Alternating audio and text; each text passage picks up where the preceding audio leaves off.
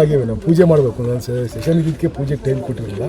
ಈಗ ದಿನ 2-3 ರೋಡ್ ಪೂಜೆ ಮಾಡ್ತೀವಿ. 95 ಲಕ್ಷದಲ್ಲಿ ಎಷ್ಟು ದೂರ ಆಗುತ್ತೆ ಸರ್? ಮನೆಗಳು ಎಷ್ಟೋ ಇಲ್ಲವೋ ಅಲ್ಲಿಂದ ತನಕ ಮಾಡ್ತೀವಿ. ಅಲ್ಲಿ ಕೆಲವೊಂದು 20-25 ಮನೆಗಳವೆ.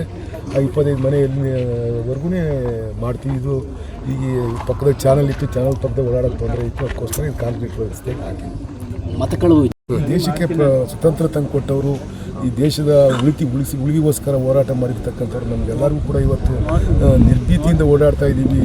ನಿರ್ಭೀತಿಯಿಂದ ವಾಕ್ ಸ್ವಾತಂತ್ರ್ಯ ಕೊಟ್ಟಿರ್ತಕ್ಕಂಥ ವ್ಯಕ್ತಿ ಅವರು. ಅವರ ಹೆಸರನ್ನ ಚೇಂಜ್ ಮಾಡ್ತಕ್ಕಂಥ ನೀಚ ಬುದ್ಧಿ ಅವ್ರಿಗೆ ಬರಬಾರ್ದಾಯಿತು. ಏನು ಬೇಕೋ ಗೊತ್ತಿಲ್ಲ, ಇದು ಆಗಬಾರ್ದಾಯಿತು. ಯಾರೇ ಇರಲಿ, ಯಾವ ಪಕ್ಷ ಅಧಿಕಾರ ಇರಲಿ ಬಿಡಲಿ ಬೇರೆ ವಿಚಾರ.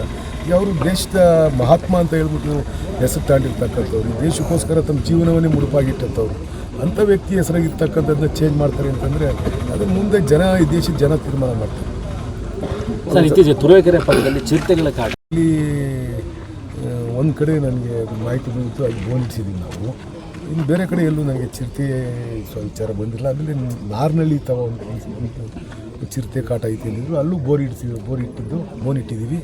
ಇನ್ನು ಬೋನಿಗೆ ಯಾವ ಬಿದ್ದಿಲ್ಲ. ಒಂದು ಸರಿ ಏನೋ ಒಂದು ಬಿದ್ದಿತ್ತು, ಅದನ್ನು ತಗೊಂಡೋಗಿ ಫಾರೆಸ್ಟ್ನಲ್ಲಿ ಬಿಟ್ಟು ಬರ್ತಕ್ಕಂಥದ್ದು ಮಾಡಿದ್ದಾರೆ. ಇಲ್ಲಿ ನಮ್ಮ ತಾಲೂಕಿಗೆ ಎಲ್ಲೂ ಕಂಡು ಬಂದಿಲ್ಲ.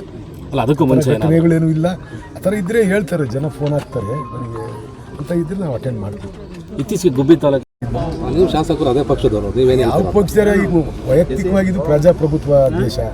ವೈಯಕ್ತಿಕವಾಗಿ ಎಲ್ರಿಗೂ ಕೂಡ ವ್ಯಕ್ತಿಗತ ಸ್ವಾತಂತ್ರ್ಯ ಇದೆ. ಏನು ಹೇಳೋಕ್ಕೂಡಿ ಅದನ್ನು ಉಪಯೋಗಿಸ್ಕೊಂಡು ಯಾರ್ಯಾರು ಹೆಂಗೆ ಬೇಕು. ನಿನ್ನ ಮನಸ್ಸಲ್ಲಿ ಏನೈತೆ ನನಗೆ ಗೊತ್ತಿರ್ತದೆ. ನೀನೇನು ಹೇಳ್ತೀವಿ, ನಾನು ಕಾಲಕ್ಕೆ ಮನೆಗೆ ಹಾರಾಗಬೇಕಾಗುತ್ತೆ.